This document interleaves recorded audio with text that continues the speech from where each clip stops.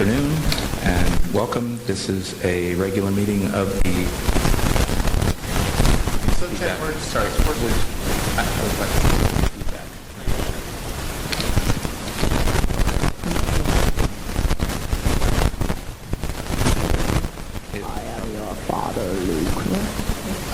of the Education Outreach and Training Committee of the Sunshine Ordinance Task Force, City County of San Francisco. I'm David Philpell, Chair. We're joined by Victor Young, our Clerk Administrator. Mr. Clerk Administrator, could you please call the roll? Member David? David absent. Member Oka? Oka present. Member Highland? Highland present. Member Fisher? Present. Fisher present. Chair Philpell? Present. Philpell present. We have a quorum. Thank you. Don't know if Member David is coming. We hope that he is well and hope that he is with us shortly. I'm intending to call the agenda in the order. Any issues? Anybody? Okay, so let's proceed with the agenda. Item number 2, please. Item number 2, file number 13035, hearing on the status of the order of determination of James Chafee against the Board of Supervisors Budget and Finance Committee for allegedly violating Section 67.15 of the Sunshine Ordinance and Section 54954.3b of the Government Code section for failing to provide adequate opportunity for the public comment prior to taking final action. Thank you. So the complainant, Mr. Chafee, is not present, and I don't believe that he's coming. We have the respondent, Catherine Stephanie, from Supervisor Farrell's office. We'll hear from her shortly. I just wanted to reference some of the packet material. Hopefully people have had a chance to look at that. As to the letter from Mr. Chafee dated a week ago on February 3rd, I agree with him that that our standard, and welcome to Member David. We just started. I agree with him that our standard language asking that, or requiring complainants to attend follow-up meetings is inappropriate, and I've asked Victor to change that to say your attendance is requested.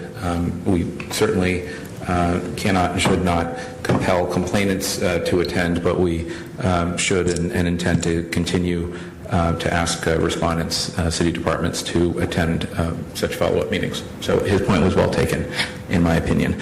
As to the content of this, we found a violation at our December meeting. There's an order of determination in the packet. So the purpose of this item today, I'm not sure that we're going to come to a final resolution, but at least to have a discussion with Ms. Stephanie and with the members of the task force, and we'll hear public comment about how the Budget and Finance Committee meetings should proceed, and particularly the public comment related to the budget in June and the trailer legislation that goes with the budget. To be clear, the budget itself, the way the city packages it, is there's a consolidated budget and annual appropriation ordinance. There's a separate annual salary ordinance that enumerates all the positions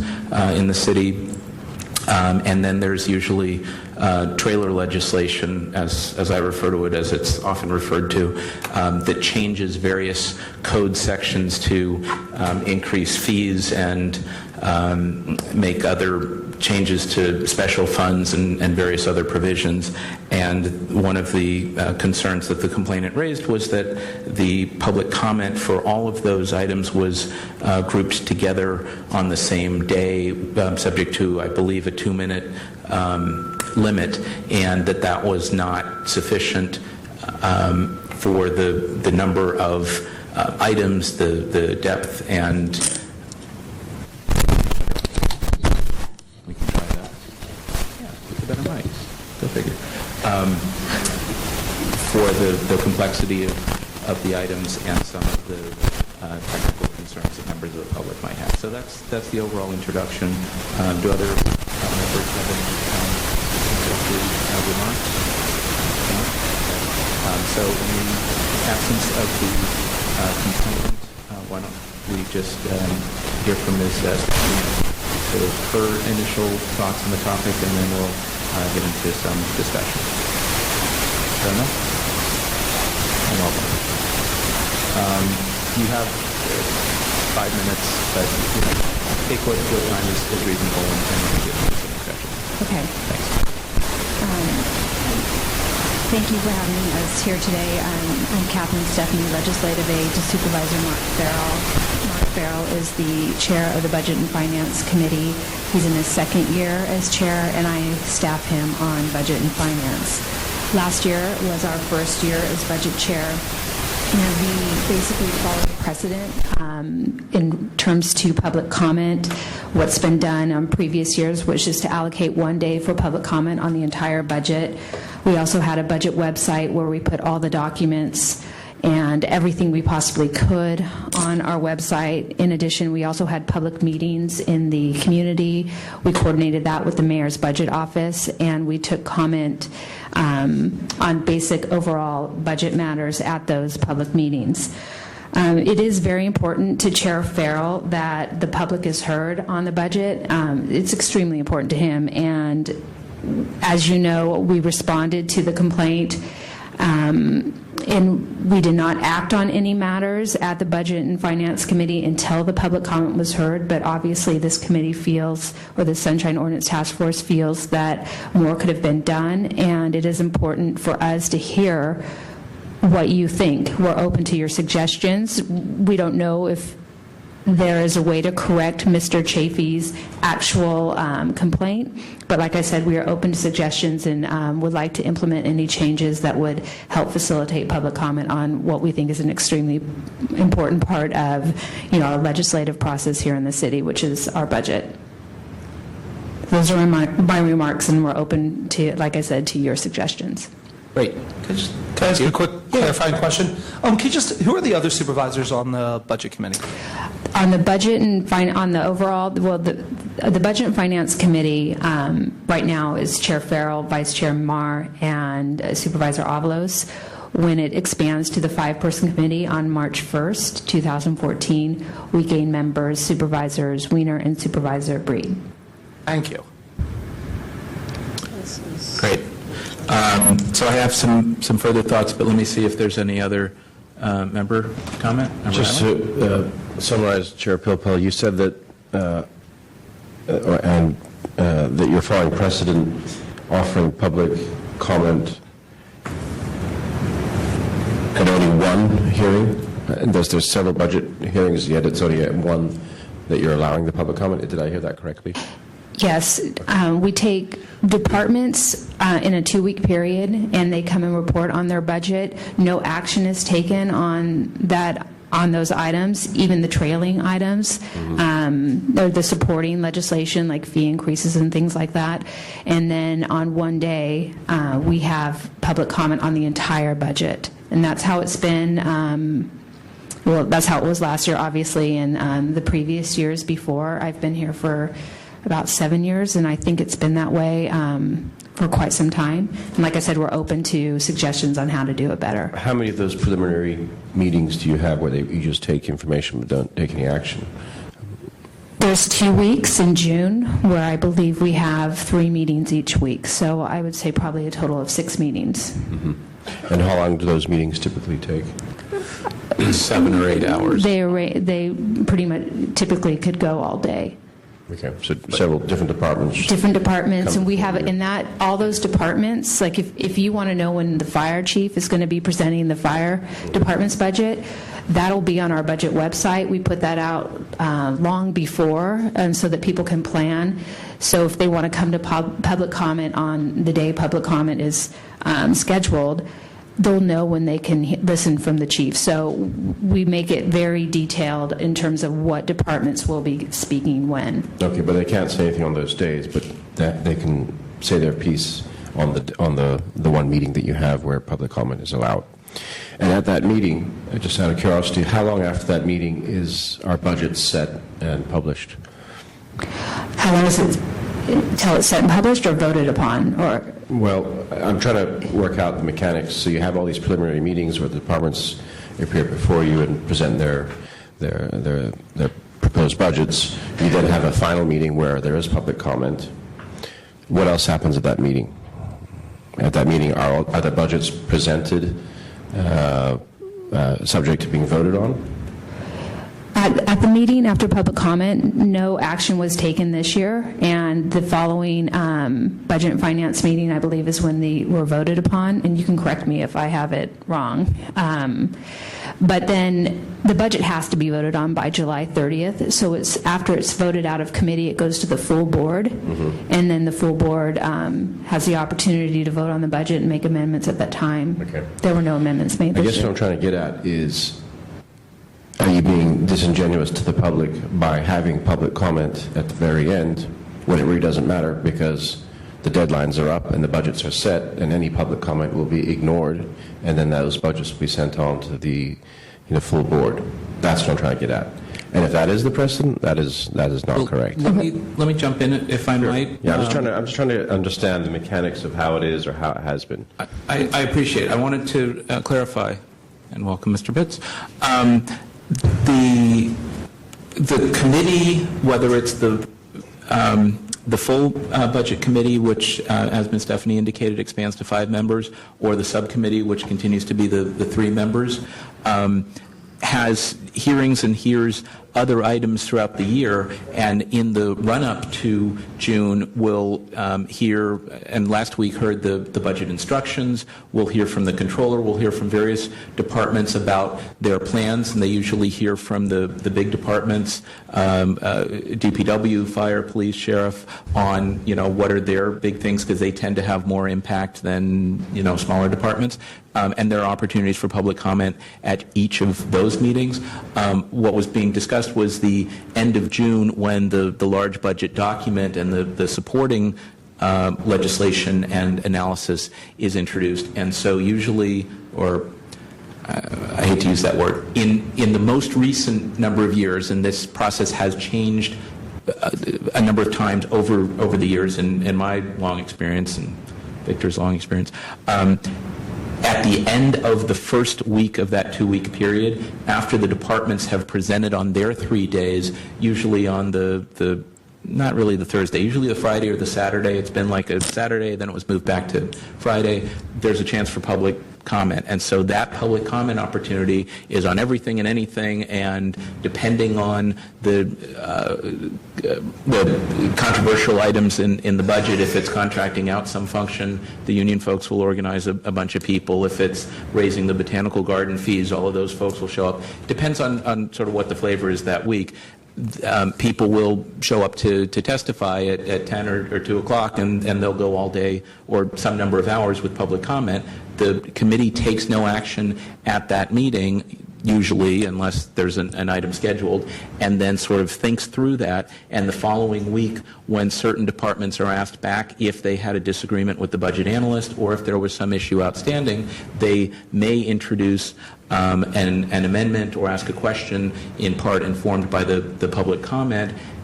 On the last night of the budget hearings, there's usually a multi-hour recess, and the funds that have been reduced and identified then get reallocated to other functions in the process that's known as add-backs. That is sometimes influenced by the public comment and by other lobbying activities, but there really is no action taken the day that there's the public comment. The committee then packages its recommendations on the budget itself and the trailing legislation. That's presented to the board in early to mid-July as a report, and then the board takes 2 actions the following week and the week after that to adopt the ordinances and forward that to the mayor. So it really is a multi-step process and this is just sort of condensing down the June and July period. And as I said, there are other hearings that happen in February, March, April, and May.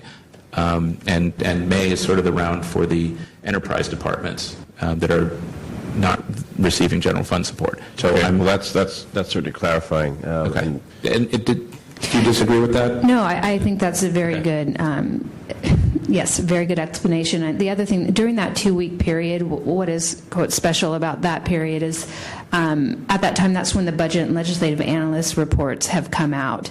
So nobody has seen those until that time. So everyone is at that point, including the public and the departments and the people on the committee, are reacting to what the budget and legislative analyst is recommending, whether it's cuts or so that 2-week period is, it's a 2-week period, and there's a lot going on. Right. There's committee hearings before where the public can weigh in, if that makes sense.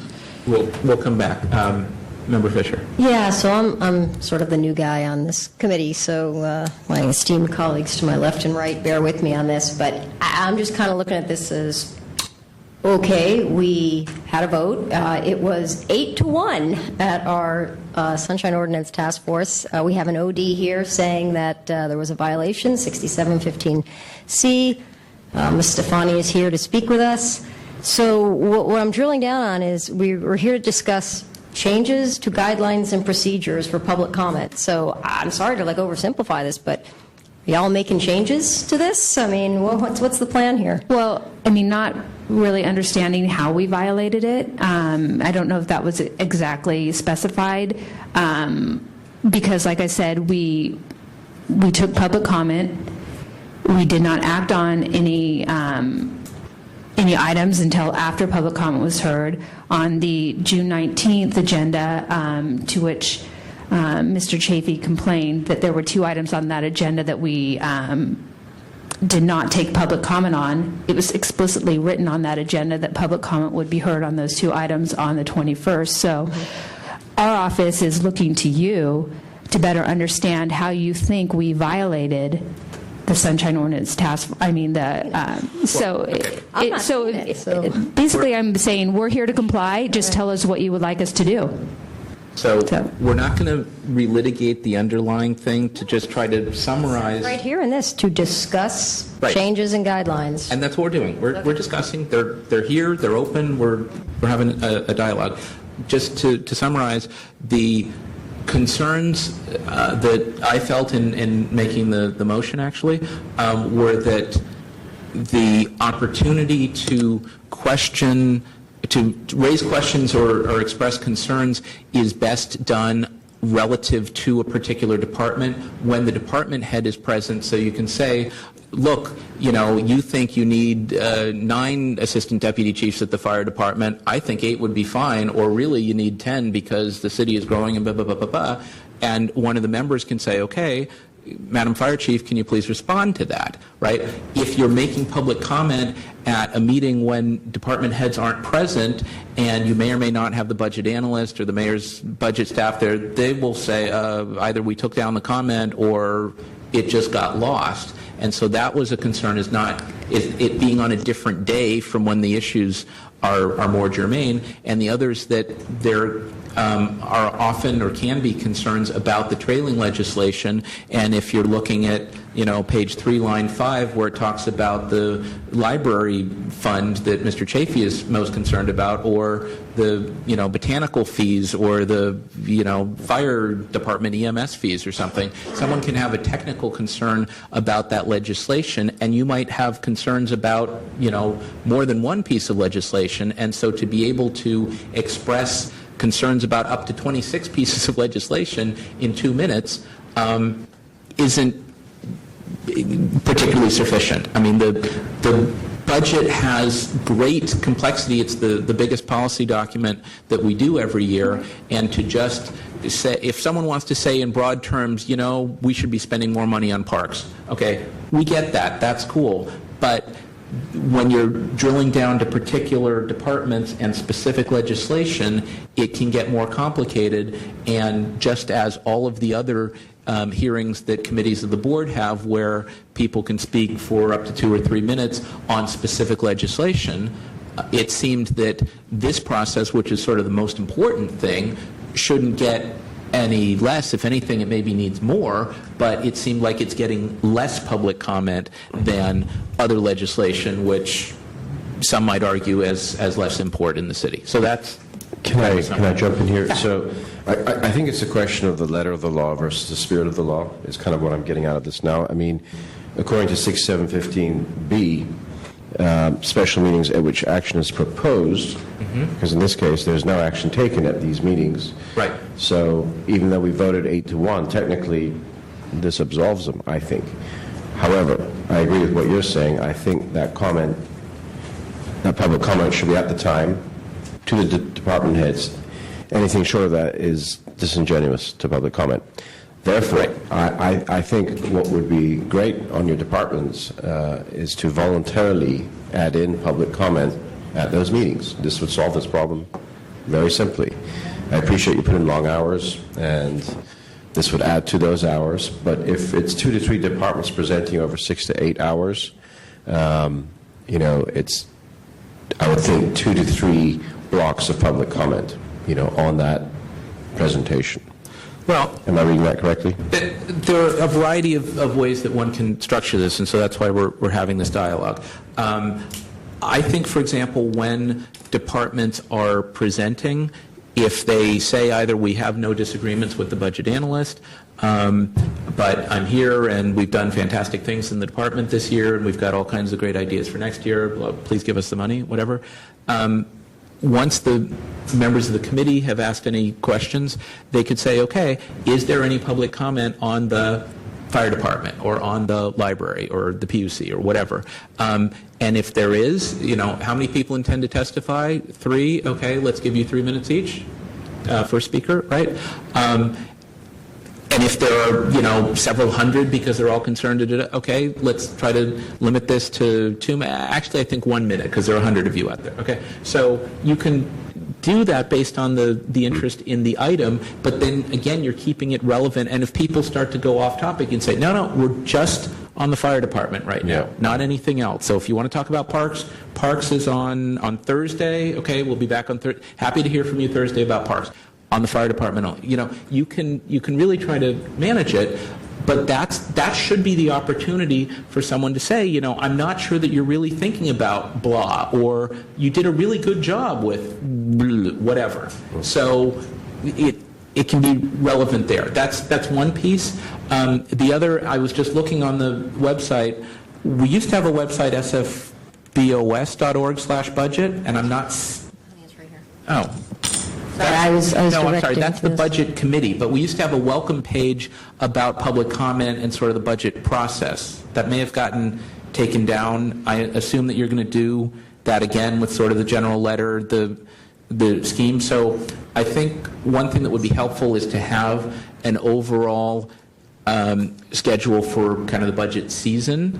I'm sure you're already planning that. Right, and we had that last year. Okay, which is good, but I don't know where that is.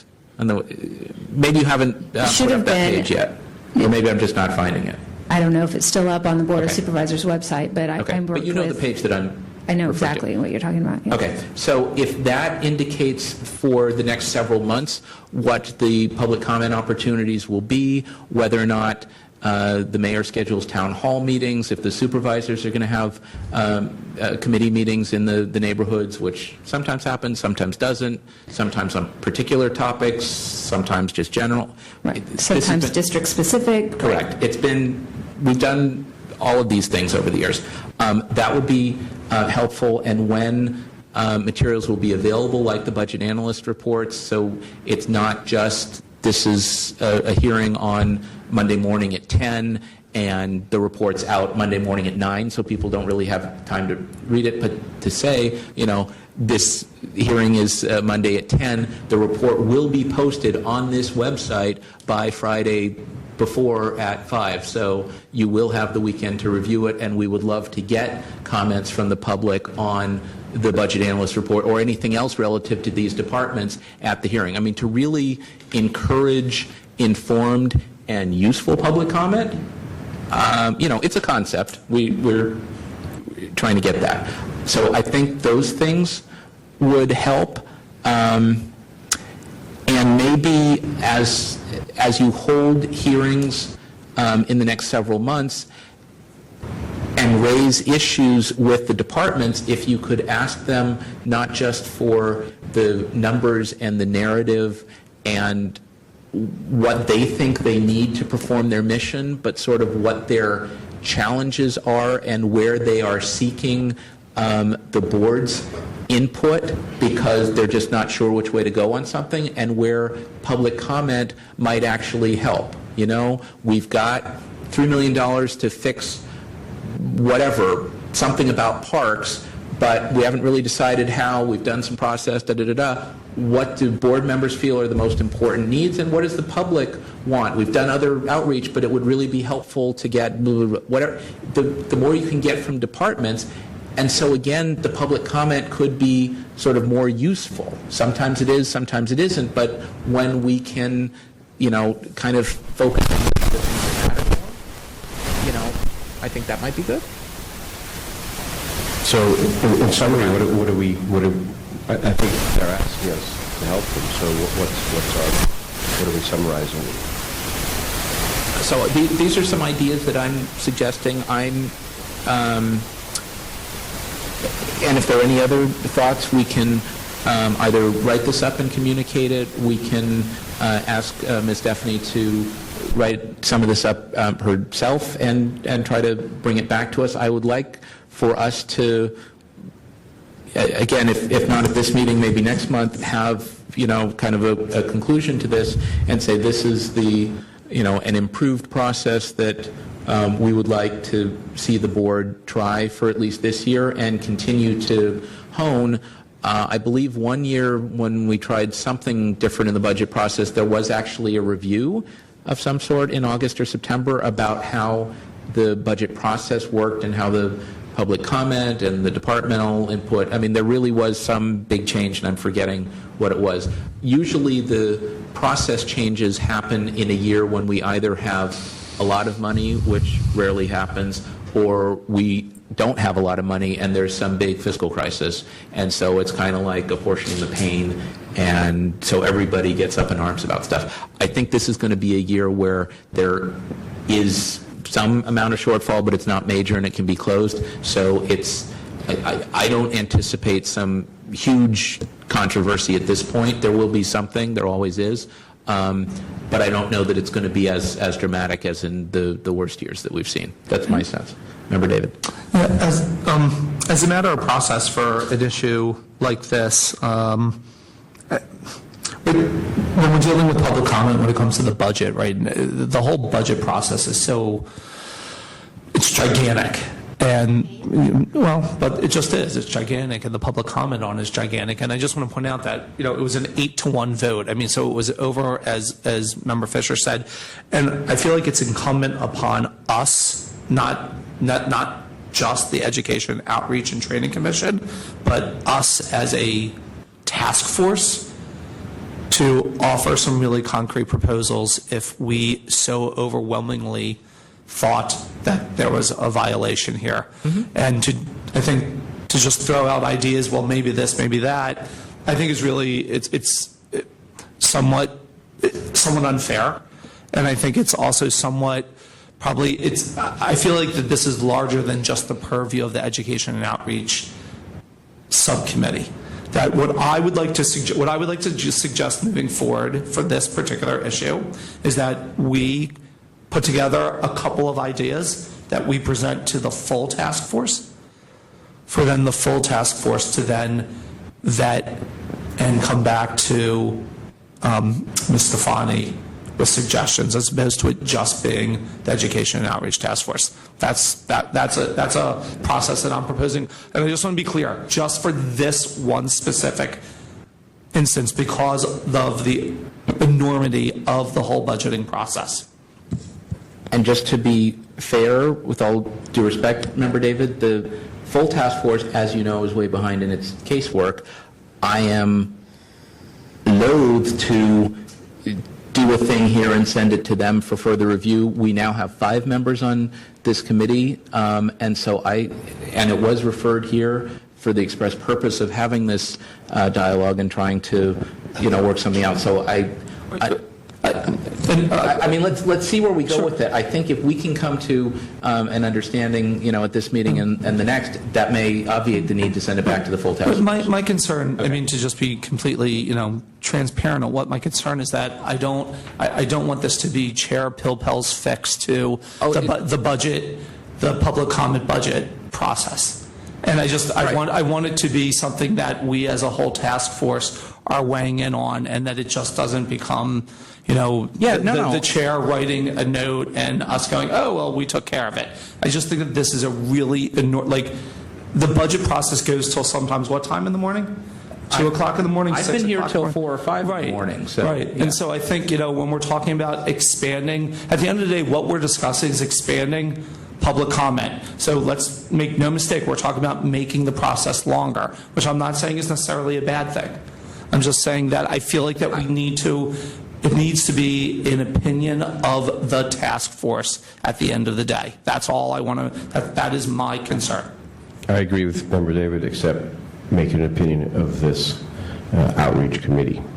Right. Yeah. And it's not just my thoughts, it's everybody here. And to be clear, I think we're suggesting that it be done differently. I'm not sure that if done correctly or done differently, that it necessarily adds that much more time. In some cases, what it does is just redirect the time of someone there on a Friday to being there, who might be there otherwise, on a Monday, Tuesday, or Thursday, or Monday, Wednesday, or Thursday, to where Hopefully. the comment might actually fit in better and be more relevant. So And just and we'll see. This might be an additional thing, but 150-word summaries, would those be an appropriate mechanism at this point as well, along with or instead of? Absolutely, and I think that's one of the things, good point, that should be included on the website, is that the committee members very much appreciate getting comments in writing in advance and statements from public comment. I mean, the more the public can be informed and participate, the better things are. I mean, not everyone's going to be happy with the end result, but if they've been given a meaningful opportunity to participate, that's better. I don't know how else to put that. So basically, I'm hearing three things: the online schedule you guys were referring to, public comment at these special meetings, and 150-word summaries. Those are three things that we could document and either provide or, get in the minutes here. And I'm not. do we need to discuss this much further? Is what I'm saying. Not much necessarily. I'm not sure that the late night session is going to change much, but actually there could be an opportunity for public comment on the proposed add backs, and I believe one year there was, and most years there isn't. So that list usually comes out like at 2:30 in the morning and says, okay, well, 50,000 for supervisor whatever's project. If anyone's still here and cares to comment, they should have that opportunity, albeit briefly. But yeah, that's a fair point. All right. Chair Popo, I think a lot of good things have been said here, a lot of good ideas. I think it would, to reiterate what Member David said, it would really help our office to see some of your ideas in writing. Obviously, you all have a lot of experience and you've heard a lot from the public. So to have ideas in writing, whether or not that comes from a motion, that would be good and would inform us, as right now we are going into budget season and we're looking at the departments and we're looking at the schedule. We're considering how to do public comment. We're in the process of working with the mayor's budget office to consider how those outreach meetings are going to go in the public. So I think this is a perfect time for our office to be having these conversations with your committee. And if you can provide something in writing, I'd be happy to come back in a month and tell you exactly what we're looking at and what our discussions with the mayor's office have been, so you know where we're coming from and how we might see changes. I think it's definitely a conversation that probably needs to be continued, and so we can work together on it. So. Great. Yes, Fred? Why don't we pause for a moment, see if there's public comment, and then figure out how to dispose of the matter? Thanks. Public comment, 3 minutes. Good afternoon, Thomas Piccarello. Firstly, let me say I'm happy that the full task force found a violation of public comment under the Sunshine and the Brown Act. 4 years ago, I filed the same complaint in front of your predecessors, and they found no Sunshine or Brown Act violations. So I give the present task force credit. Secondly, I understand there's been an order of determination already that the Budget Committee with Supervisor Farrell as the chairman of the committee is in violation of the Sunshine Ordinance. They need to initiate suggestions to you as to how they're going to cure the Sunshine violation, in addition to you throwing them questions or suggestions. Moreover, it's not only that the Finance Committee allows only 2 minutes to discuss 35 departments and $8 billion, but after public comment is closed, they hold additional hearings, additional meetings, 1 or 2, and then discuss additional billions of dollars of appropriations where the public doesn't have the ability to comment on. I am troubled by Supervisor Farrell's aide saying she doesn't see how they violated the Sunshine Ordinance. To allow 2 minutes of public comment discussing $8 billion of appropriations and 30 departments is a clear violation of Sunshine, and perhaps the Budget Finance Committee's aides and the supervisors themselves need to take a course in the Sunshine.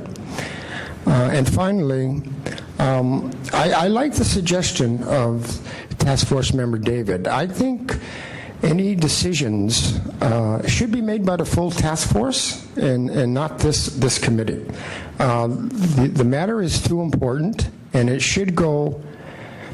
Supervisor Farrell and Supervisor Avalos and Supervisor Marr individually, not their aides, the supervisors themselves, need to present to the full task force how they are going to stop violating both the Sunshine Ordinance and the Brown Act. So you can make suggestions to Supervisor Farrell's aide, but I think this should go back to the full task force and have the supervisors, not their aides, the supervisors themselves present to the full task force. Thank you. Great, thanks. Further public comment? This is very perplexing. So Mark Farrell's a lawyer, is he? No? No. I just feel like he's a supervisor. And he should be, he should know the Sunshine Ordinance. And he should have his aides trained in that as well. So I'm just totally perplexed as to why he wouldn't even know these things. And it's really, I don't think it's really appropriate that you should be giving them suggestions when they should be knowing these things. And the other thing is where's all the attorneys? The city attorney, y'all have attorneys. I just feel this should have been vented already as to what they should have done already to fix this situation and problem. I think it's just, and again, I just think we can't dispose of this any fashion. We need to kick this back to the full board so that you can stand as a full body, not a fragmented body. I just think yes, it's too important, but then I think this isn't an issue where y'all need to stand as one, not the Rules and Education Committee versus the full task force. It really just needs to go back to them. And for me, my suggestion is Mark Farrell and all of their aides be trained in the Sunshine Ordinance. I figure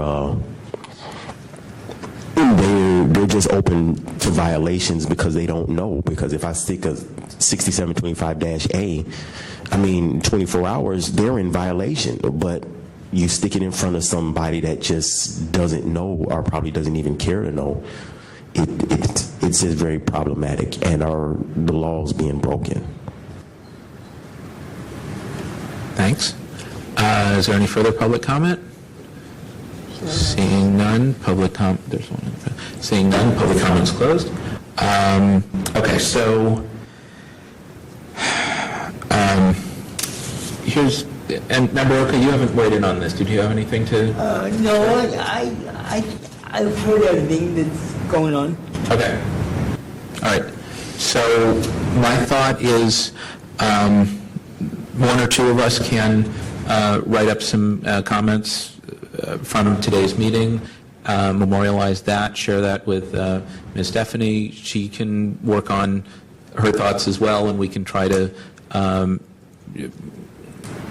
bring that to Supervisor Farrell's attention. I wouldn't suspect that he's got, some strong view one way or the other, except that we want to be useful and have an engaged public comment process and have it be efficient. So that's my sense. I'm sort of paraphrasing there. Right. No, Supervisor Farrell is very interested in making sure that the public is heard, and that's why we are here to see what this committee has to say. Obviously, the Sunshine Ordinance can be interpreted in many different ways, and whether or not there's a violation is, I won't go there, but... It's a question of judgment, and it's very subjective. Yes. What we did was interpret whether the public comment was reasonable under the specific facts and circumstances. So I don't think it's really an issue of training. It's just looking at how things work in the practical sense. And we see and understand where this committee is coming from and would like to work with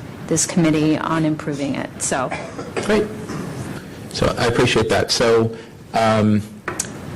what do the members feel? Should I hate to take on more stuff because all I keep doing is writing letters here.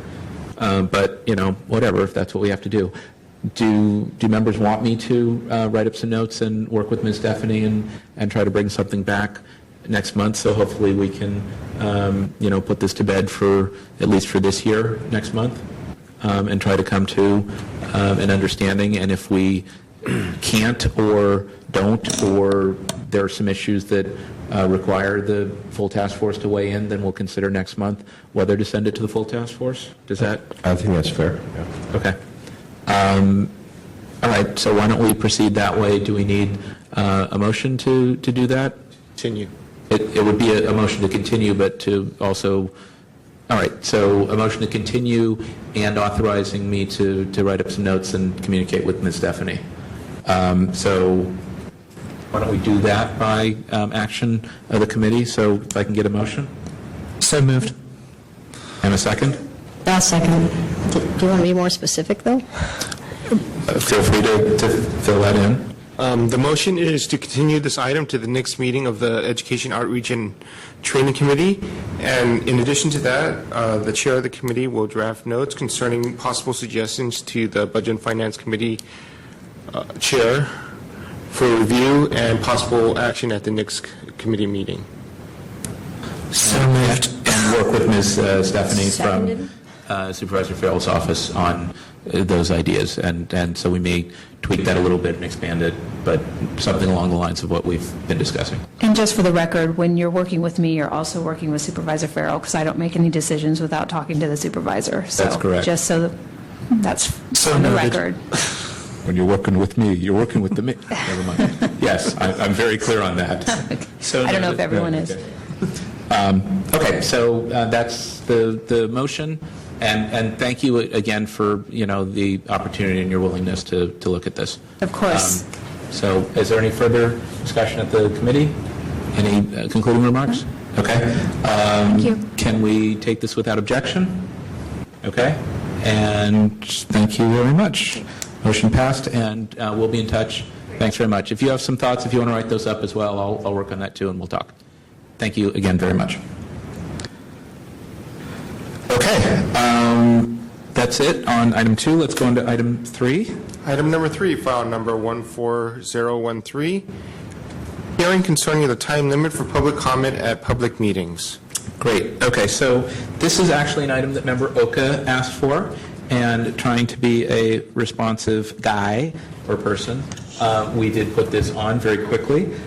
So you have in your packet the Court of Appeals case from 2005 that's relevant, Chafee versus Library Commission. And Member Oka, do you want to talk to us about this? Then we'll see what we're Let me start by saying this subject of the time limit for public comment comes up every meeting. And something that City Attorney Threet said at the last meeting was that it has been city policy for a long time that the time limit for public comment is up to the chairs of the commissions or bodies to give them the opportunity to schedule other things on the agenda.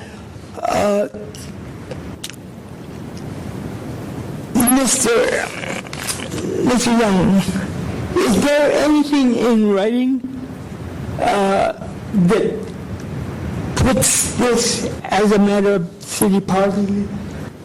I do not have anything concerning official city policy. Just Because if there's something in writing that can put this to rest, then maybe we don't have to do the city charter. Because the Sunshine Ordinance does not limit the speaker to less than 3 minutes. So, if there's something in writing that puts this to rest, I'd rather do that. Okay. Well, other members weigh in, and let me take a quick look through the Good Government Guide, which does have a section on this somewhere. Member David, thank you. So, it's my understanding, and I know that it is the practice at the Board of Supervisors to give public comment up to 3 minutes. And I know that this is a matter of debate that I think reasonable people have had different opinions on. And so I don't think that it is, I think reasonable people would disagree that it calls specifically for 3 minutes. And so I'm not saying it does, I'm not saying it doesn't, I'm just saying that this has been an issue that has been discussed time and time and time and time and time again, and certainly there's been no shortage of conversations around this issue. And so for Those conversations may have been yes. for more than 3 minutes. And so I think for us to feel that we have, or to think that we have a insight that hasn't previously been expressed, I mean, it certainly is possible, but I think it seems to me that this issue has been dealt with already, that it is the practice, whether one agrees with it or not, that public comment is up to 3 minutes. That's what I have to say about that. So, okay, and we'll have further comments in a moment. Let me just refer to page 128 of the Good Government Guide. Policy bodies must allow each member of the public to speak once on each agenda item for up to 3 minutes, and cites Admin Code Section 67.15C. The policy body may limit public comment on an item to less than 3 minutes per speaker based on such factors as the nature of the item, the number of anticipated speakers for the item, and the anticipated duration of other agenda items. Where many people are offering public comments on the same agenda item, the presiding officer may encourage speakers to avoid repeating the comments of others. There's other language in here, but that's the language, and to the extent that the Good Government Guide suggests city policy or gives guidance to departments, it says that may be limited to less than 3 minutes. The reason that I asked for this Chafee case to be included is it, as far as I know, the only court interpretation of that particular language of the law on this question. And so in our packet, page 70 and 71, page 3 and 4 of the decision, it talks about Mr. Chafee's position that the phrase "up to 3 minutes" gives the speaker, not the commission, the right to and the power to determine how long his or her remarks would be, up to 3 minutes, and that the city believed otherwise, that it should be interpreted differently, that up to 3 minutes allows the commission the ability to regulate the time subject to various things. And then they analyzed the statutory intent and found that the city was correct, and that that it is up to 3 minutes, but it's set by the body based on a variety of factors, and those, those limits need to be reasonable. So that was essentially the court decision, which is before you, and whether, we like it or not, I think, and we're all entitled to our own personal view, that's the state of the law. What we can do a couple of things. We can continue to talk about this, which we will for a few more minutes. We can advise departments and boards and commissions that, notwithstanding the interpretation, that our view as a body is that more public comment is better, and in debating whether or not, in debating how long to set time limits for, we should provide for more public comment time rather than less if there's a question, and that there are other ways to balance out other agenda items, anticipate what's going on, have longer meetings, etc. Or we can recommend that ultimately the law be changed at some point. I suspect that an amendment to the Sunshine Ordinance is going to go before the voters, because, as we know, since it was last amended in 1999, the next set of amendments has to be made by the electorate. It's no longer in the hands of the Board of Supervisors exclusively. So we can suggest that language and other things, but that in particular that language be changed to either say 3 minutes period, or to say something else, whatever we think. I mean, certainly state law has something to say on this, and we can't do less than that. But in some instances, as we found in the last case, and as we've debated on other cases, 1 minute or 2 minutes on a particular topic is insufficient. And if someone's came to a meeting specifically to talk and waited for 3 or 4 hours to be told you have 1 minute to say everything you want about these new taxi regulations, or on some fee increase, or some land use plan or something, really is insufficient. So that's my initial take. Just looking at the package here, Member Oka, it's interesting, in 1993, 20 years ago, the language was not less than 3 minutes. Ultimately, it was changed to up to 3 minutes. So that was proposed. That was proposed. So it's been 20 years. That's a good period of time. We could put forward that perhaps, not less than 3 minutes should be adopted based on what we've seen, and some members here have longer experience with that. The members of the public certainly seem to think that pretty unanimously from what I've seen. So that might be something that, as a result of this motion, we could propose for the next, SF admin code change. That's fair. Just one other thought that just occurred to me. We could also say that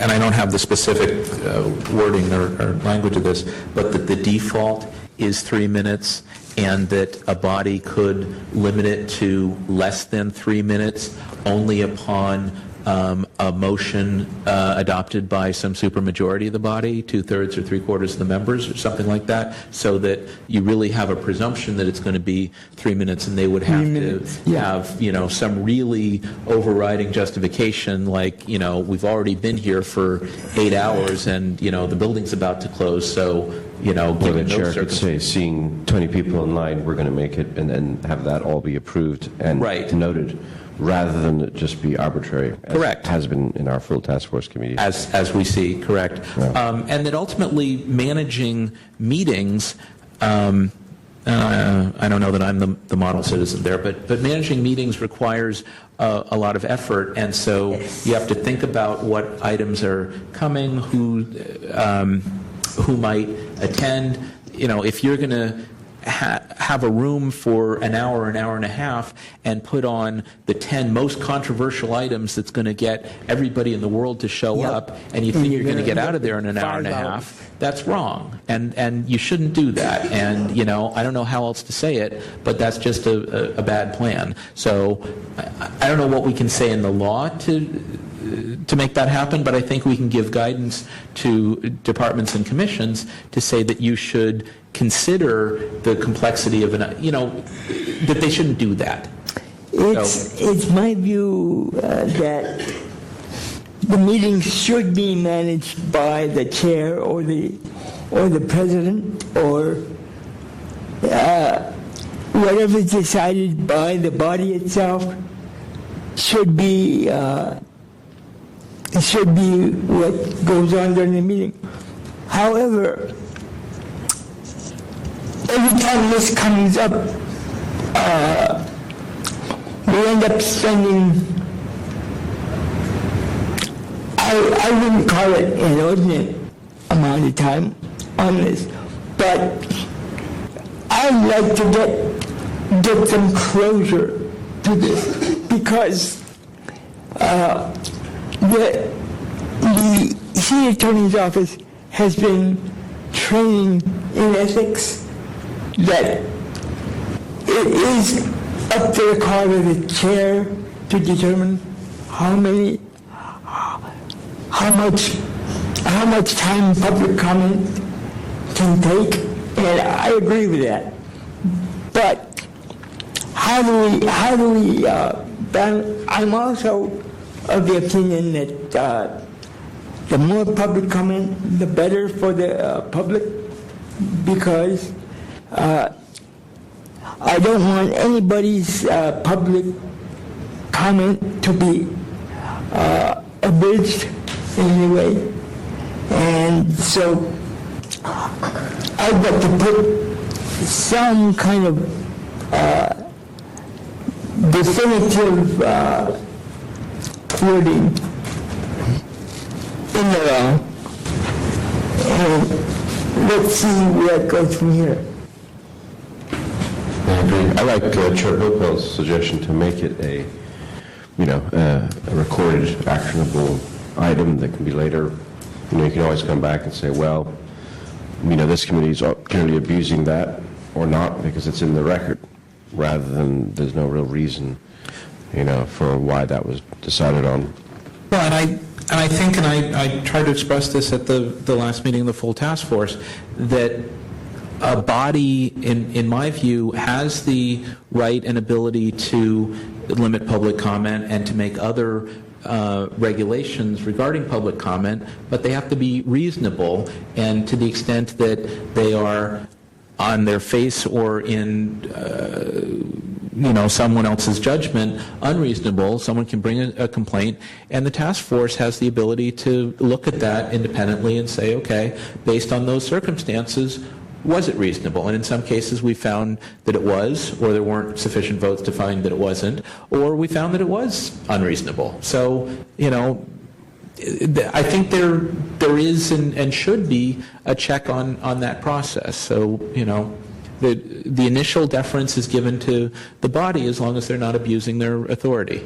And that's not, necessarily bad. So, I guess that's kind of where I am on the thing. I'm not volunteering to write another letter on this one. I want to actually leave this with Member Oka. So if you have the interest in crafting something on your own or with Member Highland or whatever to bring back, that would be fine? I can do that. Okay. So do you want to do that, and do you want us to hear this again with a recommendation at some point? Yeah. Isn't this something that should go to the full task It would. eventually? It would, because it's something that we're initiating. Right. And so, yeah. So why don't we take public comment, but be thinking about continuing this to the call of the chair and leaving it to the two of you to bring a proposal back. But Okay. and then we'll deal with it on the merits when that gets here. So why don't we pause for a second and open it up for public comment? We're still on item 3, time limit for public comment at public meetings. 2 minutes. We're going to cut you down. Mr. Pitts, go ahead. I think we're going to have a problem as to part of it is going to be the definitions, because it's almost like, how do you define abuse? The Shelter Monitoring Committee, they will limit public comment to 1 minute, and it's affixed to their agenda. So like right out the box, they're limiting public comment to 1 minute, and I just believe they're doing it so that they can hurry up and get out the meeting. And just not 3 minutes, but 1 minute, and that's it. And then the other thing too is the whole translator issue. So I think some of that needs to be addressed as well. So I think we need to just really dig and make sure we get all the proper parts. And I think also we need to get some type of ideas and recommendations from the full task force and the city attorney and your attorney as well. Great, thank you. I'll follow up on that. Further public comment? Yeah, the chair is correct that sunshine can only be amended by the voters, but you are an education and training committee, and you can make recommendations both to the full task force or city departments and supervisors. You could make recommendations that public comment should not be less than 3 minutes. Absent exigent circumstances, you're of the opinion that adequate public comment should be at least 3 minutes. Thank you. Well said, in less than 3 minutes. Any further public comment? Seeing none, public comment is closed. So actually, both of the speakers made good points. So in particular to Mr. Pitts, one of the things that I think we can do without changing the law is to advise boards and commissions and other policy bodies that the default should be 3 minutes. The agenda should not say 1 minute or 2 minutes per speaker, but they should say either nothing or say, public comment not to exceed 3 minutes unless limited by the committee, and that we should ask bodies to not limit public comment to less than 3 minutes without, again, if not exigent circumstances, some finding that there's a good reason to do so, to just have a standing policy that, yeah, we take public comment, but you're limited to 1 minute, That's not okay. And I don't think that a reasonable read of the law allows that. Okay, I think you can say, okay, we're here for a 2-hour meeting, right? We've gotten through half the agenda. There are 3 people in the audience, right? There's no good reason under the circumstances to limit public comment below 3 minutes. And we can also advise that they can set public comment at longer than 3 minutes if there's some massive item, to redesign all of the northeast corridor of the city, right, through our northeast corridor redesign plan. And again, there are only 2 members of the public here, so why don't we give you 5 minutes each if you need that? Go ahead. So we can, I think, give guidance to that end without changing the law. So I don't want to do that right this moment, but maybe you can think about that, and we can wrap that up into perhaps a larger discussion about training. So I think that there is some flexibility, and we have some options there. Okay. Member David? Member Fisher? Anything? I think it's an interesting topic. I mean, the only thing I do want to say, that I think Mr. Pitts brought up the point that I do want to emphasize is I do think that we do make allowances, correct me if I'm wrong, for people needing interpretation, right? We do. They're allowed Yeah. double the speaking time. Right. So that I felt like is, yeah. And I mean, and I agree. I mean, I think that there's an, if you want to use a reasonable, like the reasonable person statute or whatever you refer to it, right? Certainly a minute does not seem like, as a reasonable person, enough time to make a coherent and, thought and to really share. Does every public comment call for a 3-minute comment? No. I personally don't, I'm not sure that I think it does. And so, the question is that what we want to make sure is that if people are using discretion, that discretion is not being abused. And I think that is really, at the end of the day, what we really want to ensure is that public comment is being respected and being protected. And I'm not sure that 1 minute seems too much. Too small. I just don't think there's a magic shot clock that answers every question on this. Agreed, which is why there's discretion. And I actually think there may be instances where a minute might be sufficient if the question is just, should we do this thing? We've got the opportunity to, give out, free applesauce to everyone who lives in town because we've been given a grant from the Mott's Applesauce Foundation, right? Should we do it? Yes or no, right? Then the public comment really is yes or no, should we do it? But that's very rare. Usually it's, how do we design this house or, fix this program or any number of other things, which are very, much color and flavor. So anyway, is there a motion to continue this with the understanding that Member Oka, perhaps assisted by Member Highland, may bring up proposal in the future? Second. Okay, 1 second.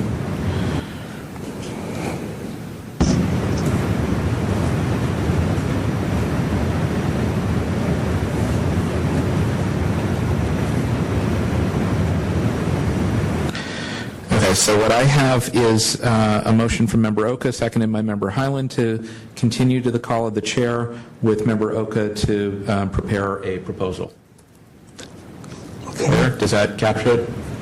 Victor, are we good with that? Okay. Any further discussion?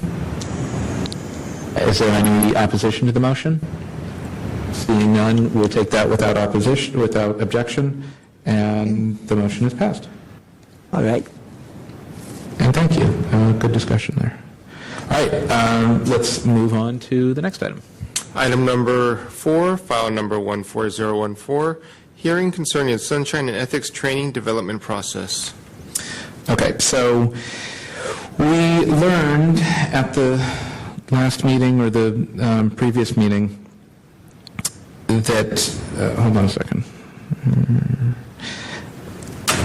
that and you see in the packet the memo on it, that the annual, or not annual, the now biannual Sunshine and Ethics Training is scheduled for Tuesday, 2 weeks from tomorrow night. As is going to be hopefully my new practice, I drafted a letter beforehand rather than agree to write a letter and do it afterwards. So it's not marked draft, but it is a draft. This is for the file and for members of the public. Here, I've got member comments. Yeah. All right. So I was very concerned about this. I quoted the language of the law here in the first paragraph. The training sessions, which are supposed to be every year, are now every other year.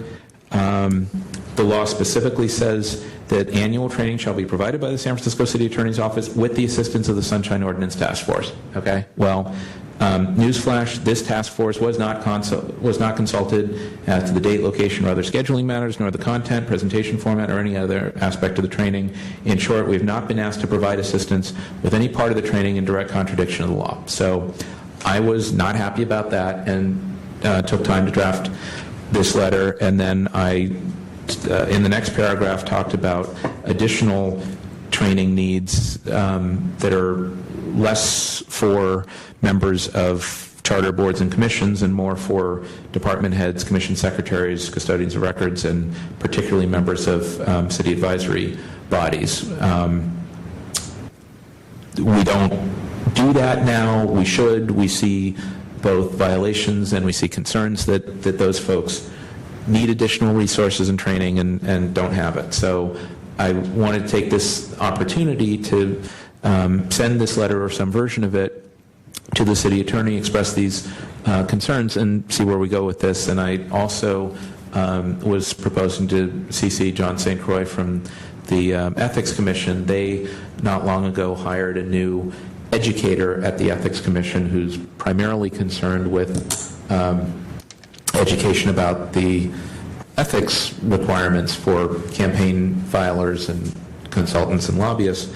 But they also are required under the charter to include in their training program the Sunshine Ordinance, and they have not traditionally done that. So I would like us to collaborate on that, and I just think this was a huge opportunity to do better, and it's sort of being blown here. So I wanted us to be able to say some version of that. If this doesn't quite capture it, I'm happy to change it, but I thought that this was an attempt to, do something.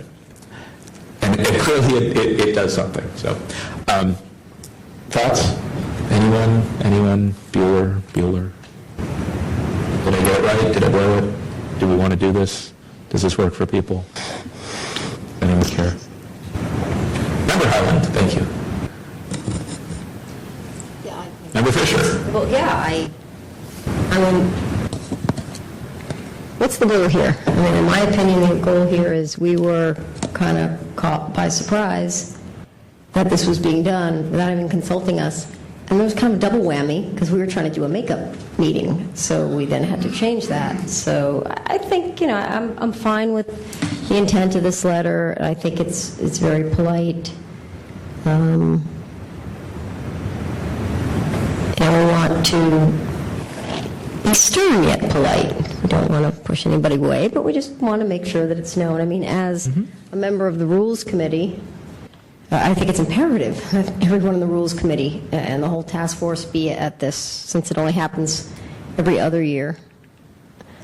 So I agree with this. I just took a quick look at it. I didn't see anything that really jumped out at me as being egregious and needed to be changed. Okay.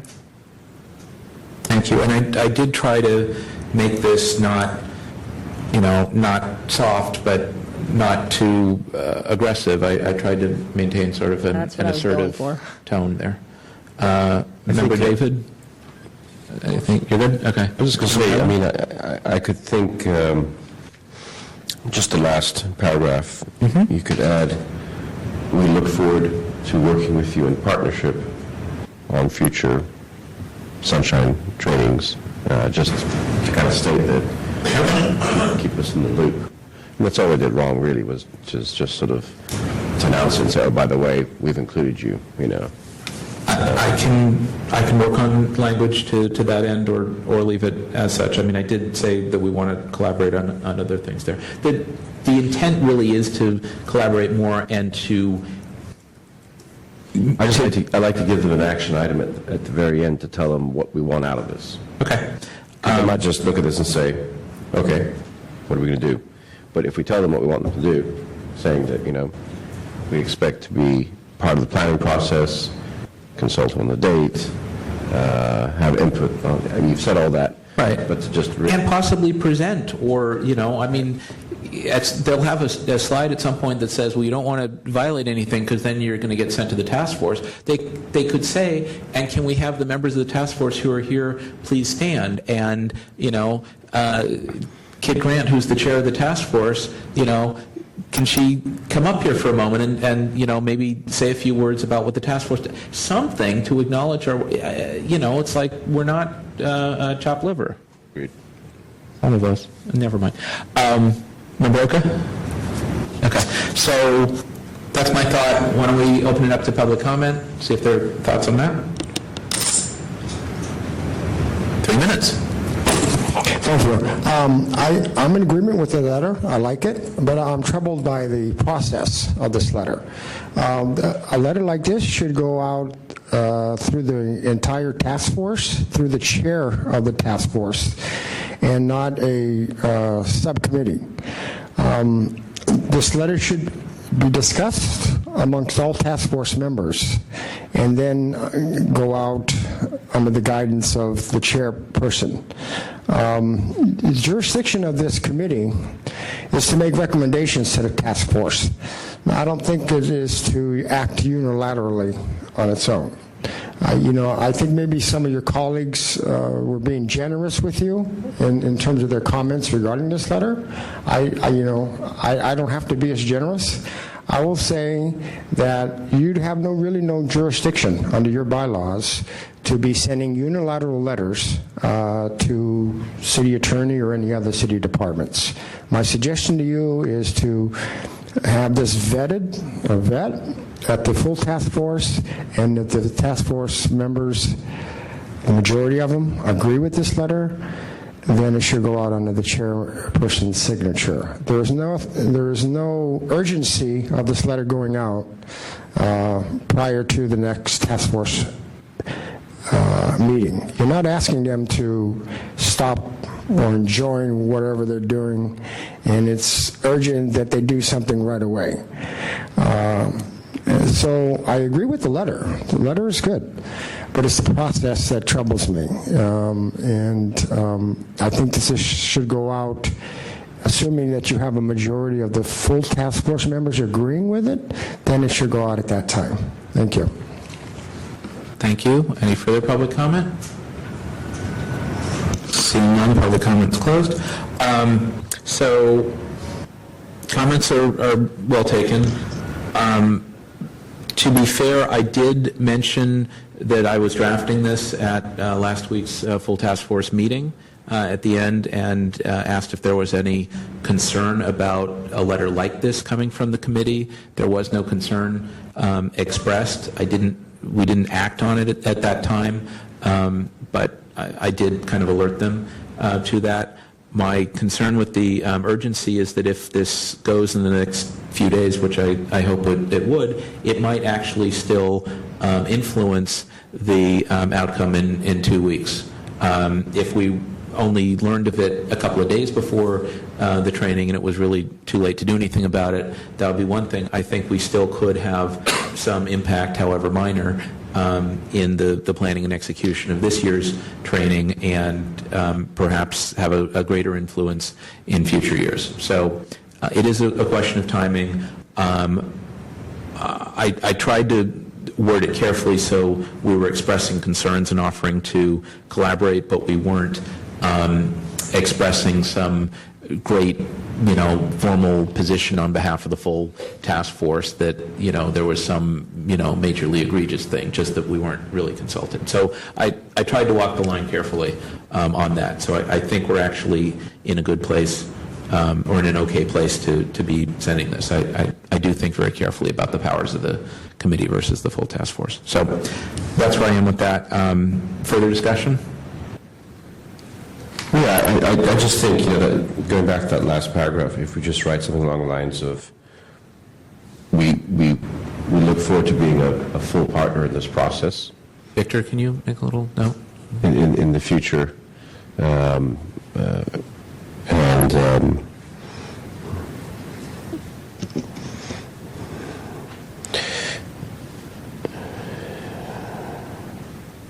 how about the language greater engagement with your office on something like that?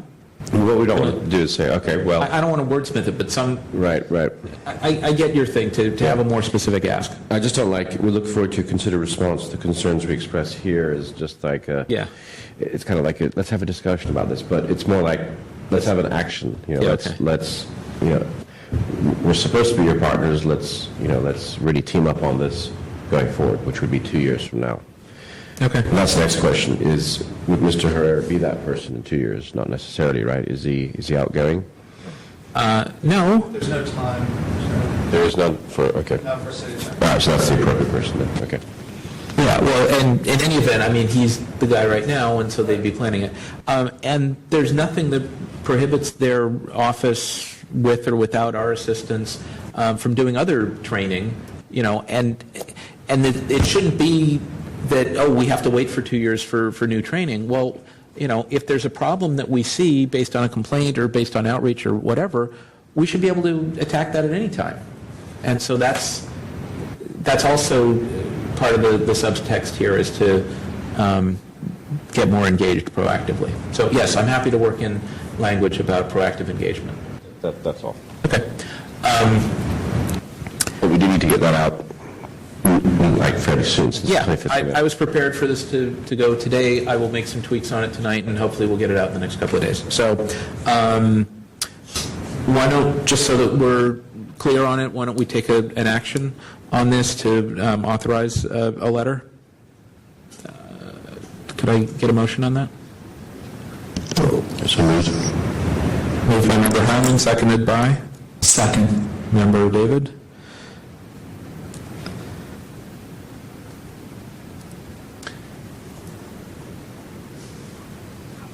Okay, so Motion is to authorize the chair of the EOTC committee to author a letter to the city attorney's office concerning future trainings for sunshine and ethics. along the same lines as this letter, with some tweaked language at the end. Fair enough. Is there any further discussion? Seeing none. Is there any objection? Okay, so let's take that motion as well without objection.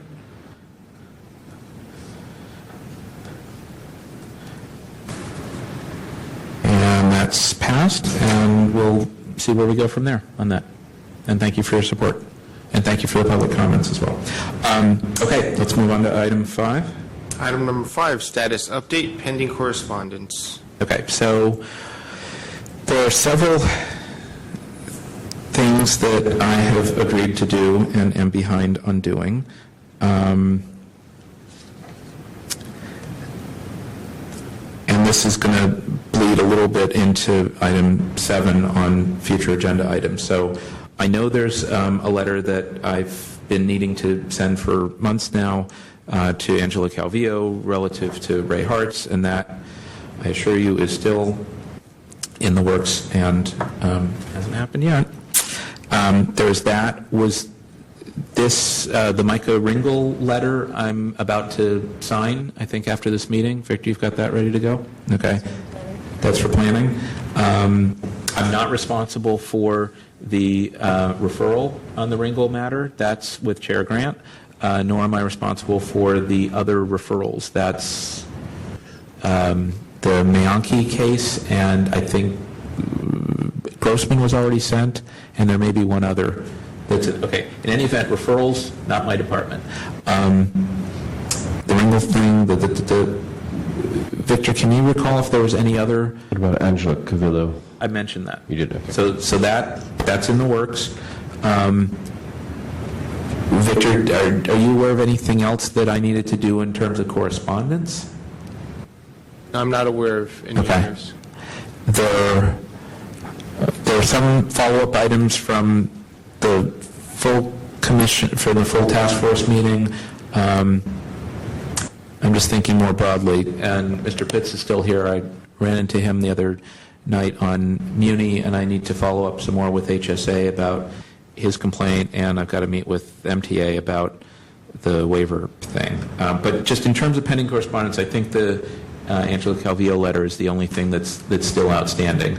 The new practice that I'm trying to do, like with this letter today, is if there's something that I anticipate in advance, I'm going to try to do a draft and bring it to the committee, or even better, if I have it a week before, it'll go out with the packet as a draft.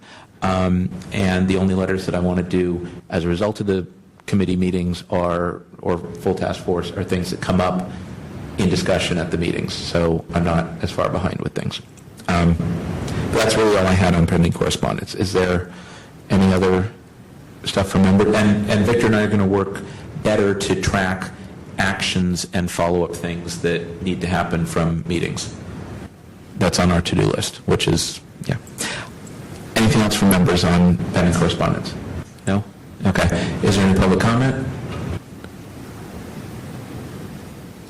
I sent Victor documentation regarding, it's all parallel to the case. I was requesting a copy of the contract between the city and county of San Francisco and one of the places, the place that I live, and that is germane to the case because it might be in Section A of the contract where it speaks specifically regarding the Sunshine Ordinance, and I haven't got a response yet from the agency, but I would hope that this body would help to facilitate me getting that documentation because they've already violated 6725A in that they didn't respond in 24 hours, and at this point I'm still looking for the information. So in another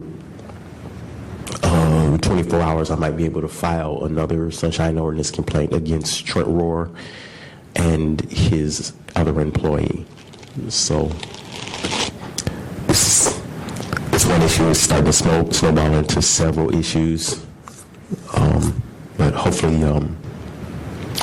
we can just get that happening. Great. Thank you for following up on that. Hopefully we'll get you the stuff. Anything further on pending correspondence? Seeing none, public comment is closed, and I don't think we need to take any action, and we can close this. So, no action. Any official action to file this item? Yeah, we'll file that. Is there any objection to that? There is no objection. Yeah, with no motion. That's fine. Now that we're opening hearing files, I do need to close them. Yeah. Well, on something like this, we're not doing it as a file because it's just a status update. We're taking no action on it. That's fine. Let's move on to item 6. Item number 6, public comment. Members of the public may address the committee on matters that are within the committee's jurisdiction but not on today's agenda. Anything? 3 minutes. Thank you.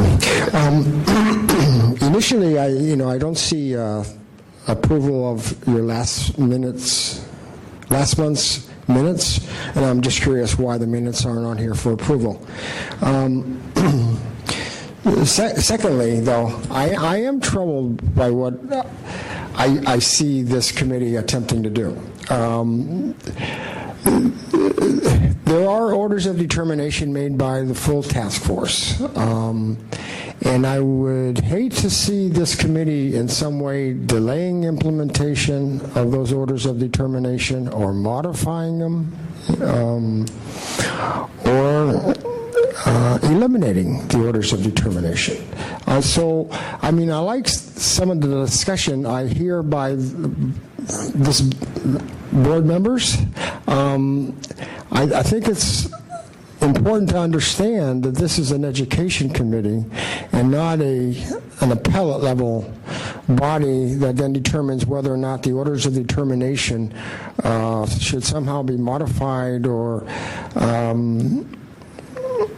eliminated. You should have full discussions, but there shouldn't be any inconsistencies coming out of this committee that are inconsistent with the full task force orders of determination. Thank you. Great, thanks. I'll comment on that in a second. Is there any further public comment, general public comment? All right. Seeing none, public comment is closed. So, and again, this too will bleed a little bit into item 7. I've been holding back on the minutes because I wanted to reconcile with some of my notes. So we've got a bunch of minutes from the last many months that will be coming to this committee in the next few months for approval. I just wanted to sort of capture the actions and a little bit of the discussion. And so you'll see them. I believe the drafts of the minutes are up on the website. So if you're needing any of the draft, let me. Okay, but anyway, that's the minutes, and it is clearly not my intent to revisit or modify orders of determination when a matter is sent here for follow-up. It's to ensure that we have a discussion, review the policies and procedures, and try to make things better. But it's not to relitigate the matter or modify an order in any way, just so that we're clear. Anything further on item 6? Seeing none, let's move on to item 7. Item number 7, announcements, comments, questions, and future agenda items. Members, anything initially? I've got a little list to go over. Okay, so here's what I have. The Board of Supes Budget and Finance Committee follow-up. I have that for next month. Other things that I have in the queue, and Victor, if you can make a note of these things, that would be totally helpful. The 12L document with guidance about nonprofits. We discussed that a few months ago. That actually is an item of pending correspondence, and I apologize. That needs to get out.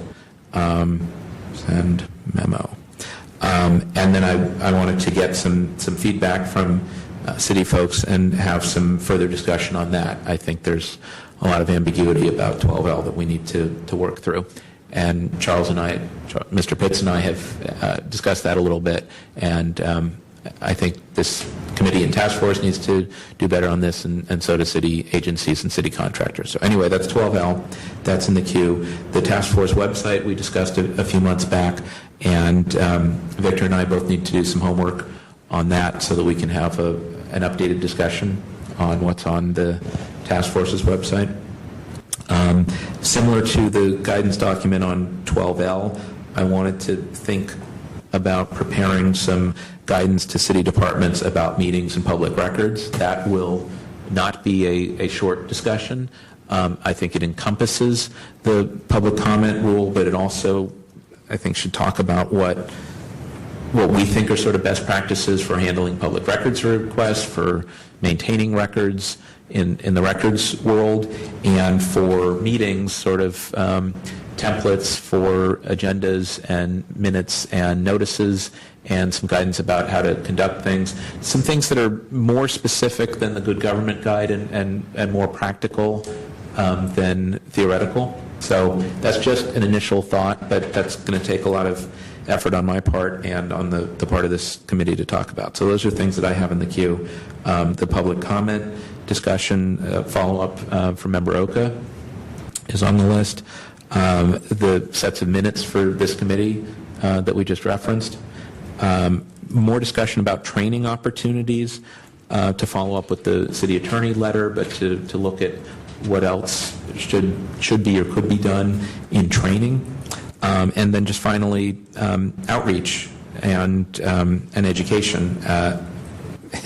As we say, we are the EOT committee, and we tend to do bits and pieces, but we talked over a year ago about doing outreach to the general public and the media, community-based organizations, and I don't know if we've done a whole lot of that. So that's kind of an outreach function, and education to city departments, nonprofits, and the general public about their rights and responsibilities under Sunshine. So that's, I'm sure there are other things as well, but those were kind of the things in the queue, and I'm sure we're not going to get to all of those in the next couple of months, but depending on who's reappointed in the composition of the task force and this committee going forward, I would hope that we can continue to do some or many or most of those things in the fullness of time. But it's difficult to get a lot done in the couple of hours a month that we have together for this little thing, so that's why we end up doing either a lot of work outside meetings or we just don't get a lot done. So there's that. If there's something that you want to do, take it up, talk about it, and let's do it. Do other members have anything else to put on the list of our sort of evolving work plan? Member Fisher, Member David? Member Hanlon, Member Oka? Just curious, have we formally settled on a day and date that we have these meetings? I know I haven't been keeping track whether it's... We have. We're on the second Monday at 3 o'clock. We set that as a regular time. We have this room, Victor, till the year 2046? Not quite? For the rest of this year? I'm unsure. You'll make a note they're to... on the list. Okay. why don't we check that we've got the room? I think so, but let's make a note.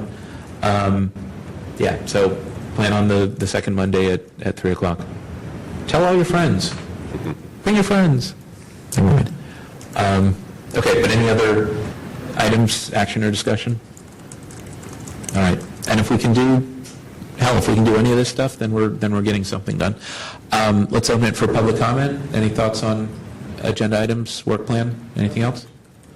All right. If you have anything further, happy to hear, happy to read in writing. Appreciate your comments, seriously. Okay.